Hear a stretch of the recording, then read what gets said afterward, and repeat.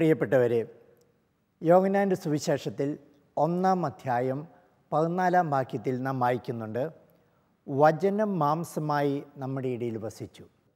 വചനത്തിന് മാംസം നൽകി മനുഷ്യരൂപം നൽകിയ പരിശുദ്ധ കന്യാമറിയത്തെപ്പറ്റി ഈ ദിവസങ്ങളിൽ നാം പഠിച്ചുകൊണ്ടിരിക്കുകയാണല്ലോ. ഇന്നത്തെ ഈ മരിയൻ ക്ലാസ്സിലേക്കും നിങ്ങളെല്ലാവരെയും സ്നേഹപൂർവ്വം ഞങ്ങൾ സ്വാഗതം ചെയ്യുകയാണ്. ഇന്ന് 2 വ്യക്തികളുടെ ഒന്നിച്ചു ചേരൽ, അവരുടെ സന്തോഷം പങ്കുവയ്ക്കലിനെ പറ്റിയാണ് നാം പഠിക്കുവാൻ പോകുന്നത്. പരിശുദ്ധ പിതാവ് ഫ്രാൻസിസ് മാർപ്പാപ്പ തൻ്റെ ആദ്യത്തെ ചാക്രിക ലേഖനമായ സുവിശേഷത്തിൻ്റെ സന്തോഷം ആരംഭിക്കുന്നത് തന്നെ സുവിശേഷത്തിൻ്റെ സന്തോഷം യേശുവിനെ കണ്ടുമുട്ടുന്ന എല്ലാവരുടെ ഹൃദയത്തിലും ജീവിക്കുന്നു, ക്രിസ്തുവിനോടൊപ്പം സന്തോഷം പുതുജന്മം പ്രാപിക്കുന്നു എന്ന് പറഞ്ഞുകൊണ്ടാണ്. ഇങ്ങനെ ക്രിസ്തുവിൻ്റെ സന്തോഷം അതിൻ്റെ പൂർണ്ണതയിൽ കണ്ടുമുട്ടിയ അനുഭവിച്ച 2 വ്യക്തികളായിരുന്നു യേശുവിൻ്റെ അമ്മയായ പരിശുദ്ധ കന്യാമറിയവും അതുപോലെ തന്നെ എലിസബത്തും. അവർ എപ്രകാരമാണ് തങ്ങളുടെ സന്തോഷം പങ്കുവച്ചതെന്ന് ലൂക്കായുടെ സുവിശേഷത്തിൽ രേഖപ്പെടുത്തിയിട്ടുണ്ട്. അതായത് എലിസബത്ത് മറിയത്തെ സ്തുതിക്കുന്നു. ആ സ്തുതിക്കുവാൻ കാരണം മറിയം തനിക്ക് കിട്ടിയ സന്ദേശത്തിന് ശേഷം എലിസബത്തിനെ സന്ദർശിക്കുന്ന ആ വേളയിലാണ്. ഇതേ സംബന്ധിച്ച് ലൂക്കായുടെ സുവിശേഷത്തിൽ കൊടുത്തിരിക്കുന്ന ആ വാക്യങ്ങൾ തന്നെ നമുക്കൊന്ന് വായിച്ച് അതേപ്പറ്റി അല്പമായി ചിന്തിക്കാം. വിശുദ്ധ ലൂക്ക എഴുതിയ സുവിശേഷം 1-ാം അധ്യായം 39 മുതലുള്ള വാക്യങ്ങൾ. ആ ദിവസങ്ങളിൽ മറിയം യൂദായിലെ മലമ്പ്രദേശത്തുള്ള ഒരു പട്ടണത്തിലേക്ക് തിടുക്കത്തിൽ യാത്ര പുറപ്പെട്ടു. അവൾ സക്രിയായുടെ വീട്ടിൽ പ്രവേശിച്ച് എലിസബത്തിനെ അഭിവാദനം ചെയ്തു. മറിയത്തിൻ്റെ അഭിവാദനം കേട്ടപ്പോൾ എലിസബത്തിൻ്റെ ഉദരത്തിൽ ശിശു കുതിച്ചു ചാടി. എലിസബത്ത് പരിശുദ്ധാത്മാവ് നിറഞ്ഞവളായി. അവൾ ഉദ്ഘോഷിച്ചു, നീ സ്ത്രീകളിൽ അനുഗ്രഹീതയാണ്, നിന്റെ ഉദരഫലവും അനുഗ്രഹീതം. നമ്മൾ ഇപ്പോൾ 2 വ്യക്തികൾ തമ്മിൽ കണ്ടുമുട്ടിയ രംഗമാണ് സുവിശേഷത്തിൽ നിന്നും വായിച്ചു കേട്ടത്. ആ ദിവസങ്ങളിൽ എന്താണ് അതുകൊണ്ട് അർത്ഥമാക്കുന്നത്? കഴിഞ്ഞ ക്ലാസ്സിൽ നാം കണ്ടു, ഗബ്രിയേൽ മാലാഖ മറിയത്തിന് പ്രത്യക്ഷപ്പെട്ട് ഒരു സന്ദേശം നൽകി. ആ സന്ദേശത്തിൻ്റെ അർത്ഥം മനസ്സിലാക്കിയ മറിയം, ഇതാ കർത്താവിൻ്റെ ദാസി എന്ന് പറഞ്ഞ് സ്വയം സമർപ്പിച്ചു. ദൈവത്തിന് പൂർണ്ണ അനുസരണം അവൾ വാഗ്ദാനം ചെയ്യുകയാണ്. ഇതിന് ശേഷം നടക്കുന്ന സംഭവമാണ് മേരി തൻ്റെ ബന്ധുക്കാരിയായ എലിസബത്തിനെ സന്ദർശിക്കാൻ പുറപ്പെടുന്നു. എങ്ങോട്ടാണ് പുറപ്പെട്ടതെന്നും സുവിശേഷത്തിൽ കൊടുക്കുന്നുണ്ട്. മറിയം യൂദയായിലെ മലമ്പ്രദേശത്തുള്ള ഒരു പട്ടണത്തിലേക്ക് തിടുക്കലത്തെ യാത്ര പുറപ്പെട്ടു. ആ പട്ടണത്തിൻ്റെ പേരവിടെ കൊടുക്കുന്നില്ല. ചരിത്രകാരന്മാർ പറയുന്നത് ഏകദേശം നസ്രത്തിൽ നിന്നും ഈ പറഞ്ഞ സ്ഥലത്തേക്ക് 100 കിലോമീറ്ററിലധികം ദൂരമുണ്ടായിരുന്നു എന്നാണ്. പിന്നെ ലൂക്കാ സുവിശേഷകൻ ഓരോ പദപ്രയോഗം നടത്തുമ്പോഴും അതിന് പഴയ നിയമത്തിൻ്റെ ഒരു പശ്ചാത്തലവുമുണ്ട്. മലമ്പ്രദേശം എന്നത് ഒരു പ്രകൃതി രമണീയതയെ കാണിക്കാനല്ല പറയുന്നത്. ഉദാഹരണം പറയുകയാണെങ്കിൽ ഏശയ്യായുടെ പുസ്തകത്തിൽ പറയുന്നുണ്ട് മലമ്പ്രദേശത്തിൻ്റെ ആ പ്രാധാന്യത്തെപ്പറ്റി. 52-ാം അധ്യായം 7-ാം വാക്യത്തിൽ പറയുന്ന ഇതാണ്, സത്വാർത്ത അറിയിക്കുകയും സമാധാനം വിളംബരം ചെയ്യുകയും രക്ഷയുടെ സന്ദേശം പ്രഘോഷിക്കുകയും സിയോനോട് നിൻ്റെ ദൈവം ഭരിക്കുന്നുവെന്ന് പറയുകയും ചെയ്യുന്നവൻ്റെ പാദം മലമുകളിൽ എത്ര മനോഹരമാണ്. എപ്പോഴും പഴയ നിയമത്തിൽ മലമുകളിൽ എന്ന ആ പദപ്രയോഗത്തിന് ഒരു പ്രത്യേകമായ അർത്ഥം കൊടുക്കുന്നുണ്ട്. ഇവിടെയും അതാണ്. മേരി ചെയ്യാൻ പോകുന്ന ഒരു വലിയ ദൗത്യത്തെപ്പറ്റി ലൂക്കാ സുവിശേഷൻ ഇവിടെ സൂചിപ്പിക്കുകയാണ്. ഇനി വീണ്ടും നാം കാണുന്ന ഇതാണ്, അവൾ സക്രിയയുടെ വീട്ടിൽ പ്രവേശിച്ച് എലിസബത്തിനെ അഭിവാദനം ചെയ്യുന്നു. അപ്പോൾ അവിടെ വലിയൊരു സംഭവം കൂടി ഉണ്ടാകുകയാണ്.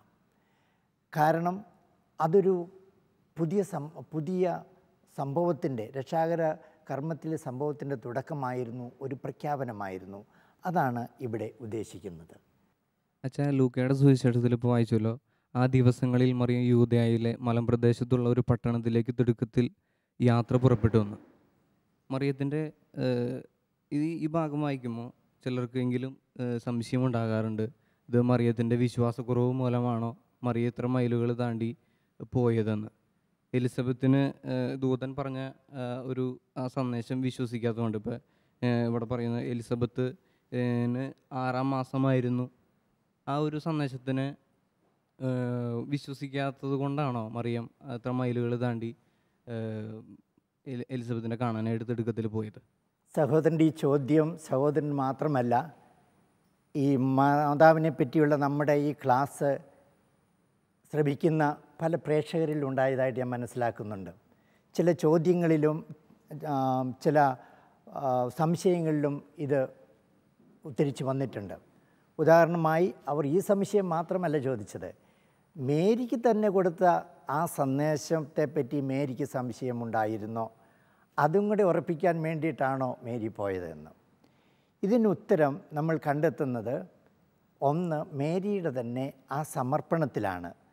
നാം കണ്ടു, ഒരിക്കൽ തൻ്റെ സന്ദേശവും മാലാഖയുടെ സന്ദേശവും തൻ്റെ ദൗത്യവും മനസ്സിലാക്കിയ മേരി ഇതാ കർത്താവിൻ്റെ ദാസി എന്ന് പറഞ്ഞ് സമർപ്പിക്കുന്നു. അത് വിശ്വാസത്തിൻ്റെ പൂർണ്ണതയാണ് അവിടെ പ്രകടമാക്കുന്നത്. അപ്പോൾ വിശ്വാസരാഹിത്യമല്ല. മാത്രമല്ല, നമ്മൾ നോക്കുക, അതിനുശേഷം എലിസബത്തിനെ കണ്ടു കഴിഞ്ഞപ്പോൾ എന്താണ് എലിസബത്ത് പറയുന്നത്? നീ ഭാഗ്യവതിയാണ്. കാരണം എന്താ? കർത്താവ് അരുളി ചെയ്ത കാര്യങ്ങൾ നിറവേറ്റുമെന്ന് വിശ്വസിച്ചവൾ ഭാഗ്യവതി. അപ്പോൾ മേരിയുടെ വിശ്വാസക്കുറവ് കൊണ്ടല്ല മേരി പോയത്. പ്രത്യുത മേരിക്ക് ഒരു ശുശ്രൂഷ മനോഭാവമുണ്ടായിരുന്നു. ഒരിക്കൽ ദൈവത്തിന് വേണ്ടി സമർപ്പിച്ചു കഴിഞ്ഞാൽ ആ സമർപ്പണം തൻ്റെ സഹോദരങ്ങളിലേക്കും അയൽക്കാരിലേക്കും വ്യാപിപ്പിക്കുക എന്നത് മേരിയുടെ ഒരു ബോധ്യമായിരുന്നു എന്നാണ് ഇതിൽ നിന്ന് മനസ്സിലാക്കുന്നത്. അപ്പോൾ യേശുവിന് ജന്മം നൽകുക മാത്രമല്ല, ആ ജന്മം നൽകുന്ന യേശുവിൻ്റെ പ്രേക്ഷിതത്തിൽ മേരി ഇപ്പോഴേ പങ്കുചേരുകയാണ്. അതാണ് പിന്നീട് യേശു പറയുന്നുണ്ടല്ലോ, ഞാൻ ശുശ്രൂഷിക്കുവാനാണ് വന്നിരിക്കുന്നത്, ശുശ്രൂഷിക്കപ്പെടുവാനല്ല. ഇത് മേരി ഇതാ ഇപ്പോഴേ തൻ്റെ ജീവിതത്തിൽ പ്രായോഗികമാക്കുകയാണ്. കഴിഞ്ഞ ക്ലാസ്സിൽ നാം കണ്ടു, മേരിയാണ് യേശുവിൻ്റെ ഏറ്റവും ഒന്നാമത്തെ അടുത്ത ശിഷ്യയെന്ന്. ആ ശിഷ്യത്വം മേരി ഇവിടെ പ്രകടമാക്കാനാണ് പോകുന്നതെന്നാണ് സുവിശേഷത്തിൽ നമുക്ക് മനസ്സിലാക്കാൻ സാധിക്കുന്നത്. എന്തുകൊണ്ട് മാതാവ് എലിസബത്തിനെ ആ സമയത്ത് സന്ദർശിച്ചു? അത് അന്നത്തെ കാലത്ത് ഒട്ടും എളുപ്പമുള്ള കാര്യമായിരുന്നില്ല. 100 കിലോമീറ്റർ അപ്പുറം അന്ന് നടന്നോ അല്ലെങ്കിൽ കഴുതപ്പുറത്തോ മേരി പോയിരിക്കാം. അതേപ്പറ്റിയൊന്നും ലൂക്കാ സുവിശേഷം പറയുന്നില്ല. ഉദ്ദേശവും കൃത്യമായിട്ട് പറയുന്നില്ലെങ്കിലും അവരുടെ ആ കണ്ടുമുട്ടലിൽ, എലിസബത്തുമായിട്ടുള്ള ആ കണ്ടുമുട്ടലിൽ എല്ലാ ഉദ്ദേശവും നമുക്ക് വെളിവായി സുവിശേഷം തന്നെ തരുന്നുണ്ട്. നമ്മൾ നോക്കാം, മറിയത്തിൻ്റെ അഭിവാദനം കേട്ടപ്പോൾ എലിസബത്തിൻ്റെ ഉദരത്തിൽ ശിശു കുതിച്ചു ചാടി, സന്തോഷത്താൽ കുതിച്ചു ചാടി. അപ്പോൾ മേരി ചെല്ലുന്നത് ഒരു സന്തോഷത്തിൻ്റെ സദ്വാർത്തയുമായിട്ടാണ്. മേരിയെ സംബന്ധിച്ചിടത്തോളം ലോകത്തിലെ ഒരു സ്ത്രീക്കും കിട്ടാത്ത ഏറ്റവും വലിയ ഒരു അനുഗ്രഹമാണ് കിട്ടിയെന്ന് മേരിക്ക് ബോധ്യമായി. ദൈവപുത്രൻ്റെ അമ്മയാകുവാൻ അത് ഒരു സന്തോഷത്തിൻ്റെ കാര്യമാണ്. സന്തോഷം എപ്പോഴും മറ്റുള്ളവരുമായി പങ്കുവയ്ക്കുമ്പോഴാണ് അത് ഇരട്ടിക്കുന്നത്. രണ്ടാമത്, എലിസബത്ത് തന്നെ പരിശുദ്ധാത്മാവിനാൽ നിറഞ്ഞു. ഇവിടെ നാം കാണുന്നുണ്ട് മേരിയുടെ സാന്നിധ്യം, അത് യേശുവിനാൽ നിറഞ്ഞു നിൽക്കുന്ന സാന്നിധ്യം. യേശുവിനെ തൻ്റെ ഉദരത്തിൽ സ്വീകരിച്ചപ്പോൾ നിറഞ്ഞ ആ സന്തോഷത്തിൻ്റെ സാന്നിധ്യം എലിസബത്തിനെയും സന്തോഷ ചിത്തയാക്കുന്നു. മാത്രമല്ല, പരിശുദ്ധാത്മാവ് കൊണ്ട് അഭിഷേകം ചെയ്യപ്പെടുകയാണ്. അത് പ്രത്യേകമായി സുവിശേഷകൻ എടുത്തു പറയുന്നുണ്ട്. എലിസബത്ത് പരിശുദ്ധാത്മാവിനാൽ നിറഞ്ഞവളായി ഉദ്ഘോഷിച്ചു, നീ സ്ത്രീകളിൽ അനുഗ്രഹീതയാണ്. കഴിഞ്ഞ ദിവസത്തെ ക്ലാസ്സിൽ നാം കണ്ടു, ഗബ്രിയേൽ ദൂതൻ മറിയത്തിൻ്റെ അടുത്ത് വന്ന് പറഞ്ഞു, ദൈവകൃപ നിറഞ്ഞവളെ സ്വസ്തി, കർത്താവ് നിന്നോടുകൂടെ. ദൈവകൃപ നിറഞ്ഞവളെ, അത് മാലാഖയുടെ സന്ദേശമായിരുന്നു. ഇതിനെ ഇതാ ദൈവം മനുഷ്യനാവിലൂടെ വീണ്ടും അതിനെ ഒന്നും കൂടെ മഹത്വീകരിക്കുകയാണ്. നീ സ്ത്രീകളിൽ അനുഗ്രഹീതയാണ്, നിൻ്റെ ഉദരഫലവും അനുഗ്രഹീത. അപ്പോൾ ഈ സദ്വാർത്ത, മംഗളവാർത്ത ഒന്നും കൂടെ ലോകത്തിലേക്ക് പ്രഘോഷിക്കപ്പെടുകയാണ് എലിസബത്തിലൂടെ. ഈ യാത്രയുടെ ഒരു ഉദ്ദേശം അതായിരുന്നു. അത് മേരി ഉദ്ദേശിച്ചതല്ല, ദൈവത്തിൻ്റെ നിയോഗമായിരുന്നു അത്. വീണ്ടും നാം കാണുന്നുണ്ട്, എൻ്റെ കർത്താവിൻ്റെ അമ്മ എൻ്റെ അടുത്ത് വരുവാനുള്ള ഈ ഭാഗ്യം എവിടെ നിന്ന്? മേരി യേശുവിനെ സ്വീകരിച്ചു, ദൈവപുത്രനെ സ്വന്തം ഹൃദയത്തിലും. അതാണ് വിശുദ്ധ അഗസ്തീനോസ് പറയുന്നത്, ആദ്യം മേരി വിശ്വാസപൂർവം ഹൃദയത്തിൽ ദൈവപുത്രനെ സ്വീകരിച്ചു, രണ്ടാമത് ഉദരത്തിൽ ഗർഭം ധരിച്ചു. അങ്ങനെ സ്വീകരിച്ച ആ സത്യത്തെ ഇതാ എലിസബത്ത് വീണ്ടും പ്രഘോഷിക്കുകയാണ്. ഇതൊന്നും എലിസബത്തിന് നേരത്തെ അറിയില്ലായിരുന്നു. പരിശുദ്ധാത്മാവാണ് വെളിപ്പെടുത്തി കൊടുത്തത്. എൻ്റെ കർത്താവിൻ്റെ അമ്മ എൻ്റെ അടുത്ത് വരാനുള്ള ഈ ഭാഗ്യം എനിക്ക് എവിടെ നിന്ന്? ലൂക്കാ സുവിശേഷകൻ എൻ്റെ കർത്താവിൻ്റെ അമ്മ എന്ന് പറയുമ്പോൾ അവിടെയും ഒരു പഴയ നിയമത്തിൻ്റെ പശ്ചാത്തലം കൊണ്ടുവരുന്നുണ്ട്. അതായത് രാജാക്കന്മാരുടെ പുസ്തകത്തിൽ 1-ാം അധ്യായത്തിൽ ഈ കർത്താവ് എന്ന പ്രയോഗം ഉപയോഗിക്കുന്നുണ്ട്. 1-ാം അധ്യായം 13-ാം വാക്യത്തിൽ, ഉടൻ ചെന്ന് ദാവീദ് രാജാവിനോട് പറയുക, എൻ്റെ യജമാനായ രാജാവേ, എൻ്റെ മകൻ സോളമൻ അങ്ങയുടെ പിൻഗാമിയായി സിംഹാസനത്തിൽ ഉപവിഷ്ടനാകുമെന്ന് ഈ ദാസിയോട് അങ്ങ് ശബ്ദം ചെയ്തിട്ടില്ലേ? ഇതേ പ്രയോഗമാണ് പഴയ നിയമത്തിൽ കണ്ടത്. ആ പ്രയോഗമാണ് ലൂക്ക ഉപയോഗിച്ചിരിക്കുന്നത്, കർത്താവ് എന്ന പദം. വീണ്ടും 20-ാം വാക്യത്തിൽ കാണുന്നുണ്ട്, എൻ്റെ യജമാനായ രാജാവേ, അങ്ങയുടെ പിൻഗാമിയായ ആരാണ് സിംഹാസനത്തിൽ വാഴുകയെന്ന് അങ്ങ് പ്രഖ്യാപിക്കുന്നത് കേൾക്കുവാൻ ഇസ്രായേൽ ജനം കാത്തിരിക്കുകയാണ്. നാം സങ്കീർത്തനത്തിൽ വായിക്കുന്നു 110, കർത്താവ് എൻ്റെ കർത്താവിനോട് അരുളി ചെയ്തു, ഞാൻ നിൻ്റെ ശത്രുക്കളെ നിൻ്റെ പാദപീഠമാക്കുമോളം നീ എൻ്റെ വലത്ത് ഭാഗത്തിരിക്കുക. ഈ പശ്ചാത്തലത്തിലാണ് ലൂക്കാ സുവിശേഷം പറയുന്നത്, എൻ്റെ കർത്താവിൻ്റെ അമ്മ എന്നെ സന്ദർശിക്കുവാൻ എനിക്കെന്ത് ഭാഗ്യമുണ്ടായി. അപ്പോൾ മേരി കിട്ടിയ ആ വലിയ സദ്വാർത്തയെ എലിസബത്തിലൂടെ ഒന്നും കൂടെ പ്രഖ്യാപിക്കുന്ന മനോഹരമായ നിമിഷമാണ് അവരുടെ ആ കണ്ടുമുട്ടൽ. ഇതും ദൈവത്തിൻ്റെ നിയോഗത്തിൽ ദൈവമാണ് ഇതൊരുക്കിയത്. വീണ്ടും നാം കാണുന്നുണ്ട് 44-ാം വാക്യത്തിൽ, ഇതാ നിൻ്റെ അഭിവാദന സ്വരം എൻ്റെ ചെവികളിൽ പതിച്ചപ്പോൾ ശിശു എൻ്റെ ഉദരത്തിൽ സന്തോഷത്താൽ കുതിച്ചു ചാടി. ലോകത്തിന് മുഴുവൻ കൊടുക്കുന്നൊരു സന്ദേശമായിരുന്നു ദൈവപുത്രൻ്റെ അവതാരം. ആ സന്തോഷം ആദ്യം അനുഭവിക്കുന്ന വ്യക്തി എലിസബത്താണ്. എലിസബത്തിൽ ഗർഭം ധരിച്ചിരിക്കുന്ന ആ ശിശുവാണ്. ഈ ഒരു സന്തോഷം ഇതാണ് ഉദ്ദേശം. അതായത് ആ എലിസബത്ത് എന്ന വ്യക്തി എന്നതിൽ കൂടുതലായിട്ട് ഈ സന്ദർശനത്തിലൂടെ ലോകത്തോട് മുഴുവൻ വിളംബരം ചെയ്യുകയാണ് ആരാണ് യേശുവെന്ന്. കർത്താവ്, ദൈവത്തിൻ്റെ അഭിഷിക്തൻ, ആ അഭിഷിക്തൻ വഴി വരുന്നത് ലോകത്തിൽ സന്തോഷമാണ്. ഈ ഒരു വലിയ സന്ദേശമാണ് ഇവിടെ വരുന്നത്. വീണ്ടും മൂന്നാമതായി കാണുന്ന ഇതാണ്, മേരിയെപ്പറ്റി എലിസബത്ത് പറയുന്നത്, കർത്താവ് അരുളി ചെയ്ത കാര്യങ്ങൾ നിറവേറുമെന്ന് വിശ്വസിച്ചവൾ ഭാഗ്യവതി. നമ്മൾ എല്ലാ ദിവസവും ജപമാല ചെല്ലുമ്പോൾ പ്രാർത്ഥിക്കാണല്ലോ, നന്മ നിറഞ്ഞവളെ സ്വസ്തി. വാസ്തവത്തിൽ ഓരോ നന്മ നിറഞ്ഞവളെ സ്വസ്തി എന്ന് നമ്മൾ പ്രാർത്ഥിക്കുമ്പോഴും ഈ എലിസബത്ത് പ്രഖ്യാപിച്ച ആ പ്രഖ്യാപനം സന്തോഷപൂർവ്വം നമ്മൾ പ്രഖ്യാപിക്കുകയാണ്. മേരി നന്മ നിറഞ്ഞവളാണ്, കൃപ നിറഞ്ഞവളാണ്. ദൈവത്തിൻ്റെ വചനത്തെ നാം ഉൾക്കൊണ്ട് സന്തോഷിക്കുന്ന പ്രാർത്ഥനയാണ് ആ നന്മ നിറഞ്ഞവളെ എന്ന പ്രാർത്ഥന. ഇതാണ് മേരിയുടെ എലിസബത്തിനെ സന്ദർശിക്കുവാനുള്ള പ്രധാനപ്പെട്ട ഉദ്ദേശം. എലിസബത്തിനെ പരിശുദ്ധ കന്യാമറിയം സന്ദർശിച്ചത് വഴി നാം കണ്ടെത്തിയത് പരിശുദ്ധ കന്യാമറിയത്തിൻ്റെ ദൈവത്തോടുള്ള പൂർണ്ണമായ വിധേയത്വവും സമർപ്പണവും അതുപോലെ തന്നെ ശുശ്രൂഷയുടെ ആ വലിയ നിമിഷങ്ങളുമായിരുന്നു. അതുപോലെ തന്നെ എലിസബത്ത് പ്രഖ്യാപനത്തിലൂടെ മേരി ആരാണെന്നും മേരിയുടെ ദൗത്യം എന്താണെന്നും ഈ സന്ദർശനത്തിൽ നമുക്ക് വെളിവാക്കി തരുന്നുണ്ട്.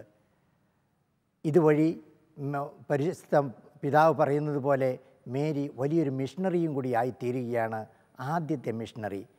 ഇനിയും മേരിയെപ്പറ്റി കൂടുതലായി അടുത്ത ദിവസങ്ങളിലെ ക്ലാസ്സുകളിൽ നമുക്ക് പഠിക്കാം. എല്ലാവർക്കും ഒരിക്കൽ കൂടി സ്നേഹപൂർവ്വം നന്ദി പറയുന്നു.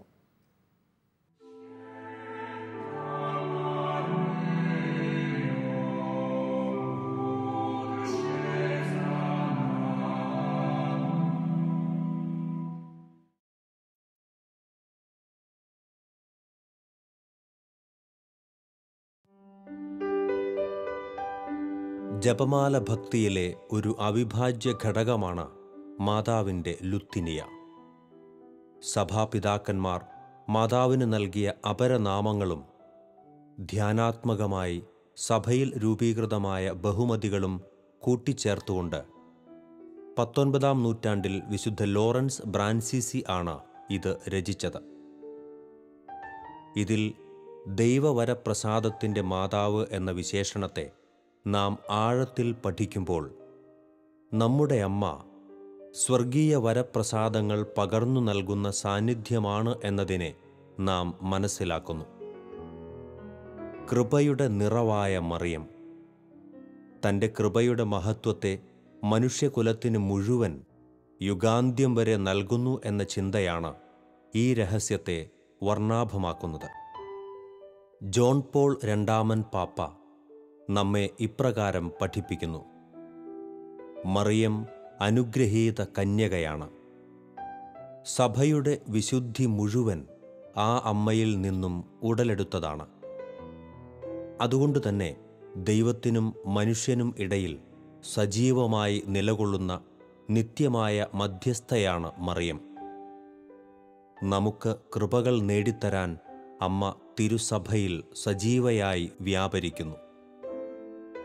പരിശുദ്ധ മറിയം ദൈവവരപ്രസാദത്തിൻ്റെ മാതാവ് എന്നതിനാൽ പരിശുദ്ധാത്മാവിൻ്റെ ഏറ്റവും വിശ്വസ്തയായ ദാസി എന്നതും ഇവിടെ വിവക്ഷിക്കുന്നു. അതിനാൽ തന്നെ പ്രസാദവരങ്ങളെ പ്രദാനം ചെയ്യുന്ന കൂദാശകളുടെ നിത്യമായ സംരക്ഷകയും അമ്മയാകുന്നു. മനുഷ്യമക്കൾക്ക് വിശുദ്ധിയുടെ പരിമളം പകരുന്ന തിരുസഭയുടെ കൂദാശകളെ അമ്മ നമുക്കായി ഒരുക്കുന്നു. ദൈവീക വരപ്രസാദം മനുഷ്യകുലത്തിന് മുഴുവൻ ലഭ്യമാകുവാൻ അമ്മ തിരുസഭയിൽ വ്യാപരിക്കുന്നു. വിശുദ്ധ വിൻസെൻ്റ് ഫെറർ നമ്മെ പഠിപ്പിക്കുന്നു: സകല വിശുദ്ധരുടെയും സ്വർഗീയവാസികളുടെയും ദൈവീക വരപ്രസാദത്തെ കവിയുവാൻ പര്യാപ്തമായ വിധം മറിയം വരപ്രസാദത്തിൻ്റെ പൂർണ്ണതയാണ്. അത് അമ്മയിൽ നിന്നും തിരുസഭയിലേക്ക് അനുസ്യൂതം കവിഞ്ഞൊഴുകുന്നു. ദൈവം മനുഷ്യനായി ഭൂമിയിൽ അവതരിച്ചതിന് തൻ്റെ ഉദരം നൽകിയ മറിയം, അതിനാൽ തന്നെ സ്വർഗത്തിൻ്റെ സകല കൃപകളുടെയും മാതാവാകുന്നു.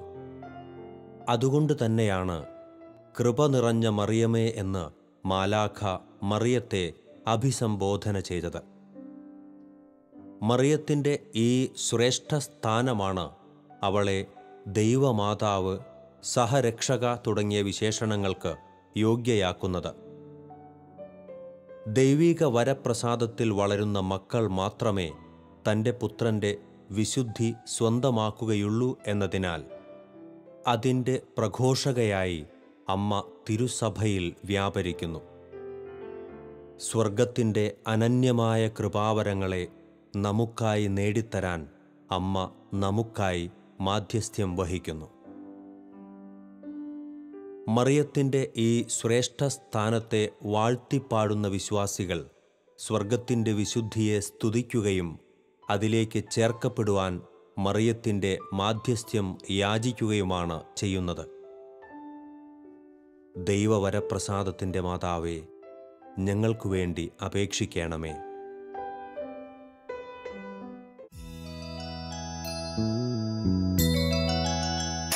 ഹൃദയം തകർന്നു വിളിക്കുമ്പോൾ അരികിൽ വരും അമലോത്ഭവയാമമ്മ, മിഴിനീരൊപ്പിത്തഴുകിത്തലോടും അനവദ്യ സ്നേഹമമ്മ. ഹൃദയം തകർന്നു വിളിക്കുമ്പോൾ അരികിൽ വരും അമലോത്ഭവയാമമ്മ, മിഴിനീരൊപ്പിത്തഴുകിത്തലോടും അനവദ്യ സ്നേഹമമ്മ.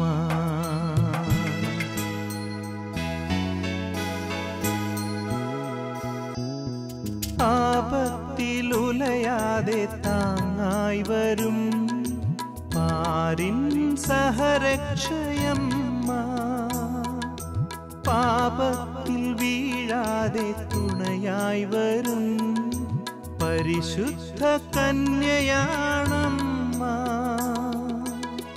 പരിശുദ്ധനേശുവിൻ തിരുസന്നിധിയിൽ മാധ്യസ്ഥ്യമേകുന്നോരമ്മ, മക്കളെ കാക്കുന്ന മരിയാമ്പിക, ഹൃദയം തകർന്നു വിളിക്കുമ്പോൾ അരികിൽ വരും അമലോത്ഭവയാമമ്മ.